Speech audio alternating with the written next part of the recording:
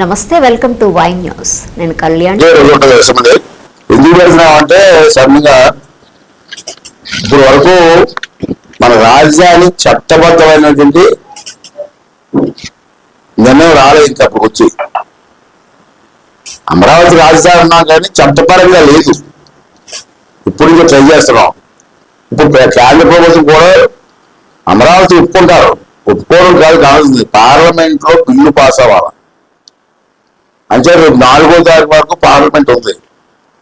ఇప్పుడు ప్రధానమంత్రి గారు అంత కూర్చొని మాట్లాడుకొని చట్టబద్ధం చేద్దాం, డిలే చేయడం ఎందుకు అని చెప్పి నిర్ణయం తీసుకున్నారు. అంటే మాకు ఫోన్ వచ్చింది 2 రోజుల క్రితం. అసెంబ్లీలో తీర్మానం చేసి విజయవాడలో అమరావతి రాజధానిగా ఉండాలని చెప్పి అసెంబ్లీలో ఒక తీర్మానం చేసి పంపించుకున్నారు. ఇమీడియట్ గా 4వ తారీఖునేమో పార్లమెంట్ లో పెట్టి దాన్ని చట్టం చేస్తారు.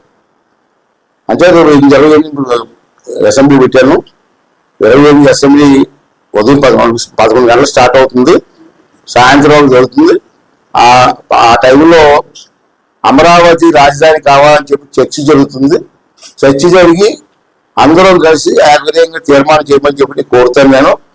అప్పుడు అందరం కలిసి తీర్మానం చేస్తారు. తీర్మానం చేస్తే తీర్మానం కాబట్టి నేను పార్లమెంట్ పంపిస్తాను. పార్లమెంట్ లో మళ్ళీ 4వ తారీఖు పార్లమెంట్ లో పెడతారు. పార్లమెంట్ లో కూడా ఆంధ్ర రాష్ట్రం నుంచి చట్టం చేయమని తీర్మానం వచ్చింది అభిప్రాయంగా. దీనిపైన మీ అభిప్రాయం ఏంటంటే పార్లమెంట్ లో అడుగుతారు. పార్లమెంట్ లో కూడా అందరూ కూడా మనకే మెజారిటీ ఉంది కాబట్టి అందరూ ఆమోదిస్తారు. అది చట్టపరం అయిపోతుంది. కొంతమంది సైకో లేఖలు మాట్లాడడానికి అవకాశం ఉండదు.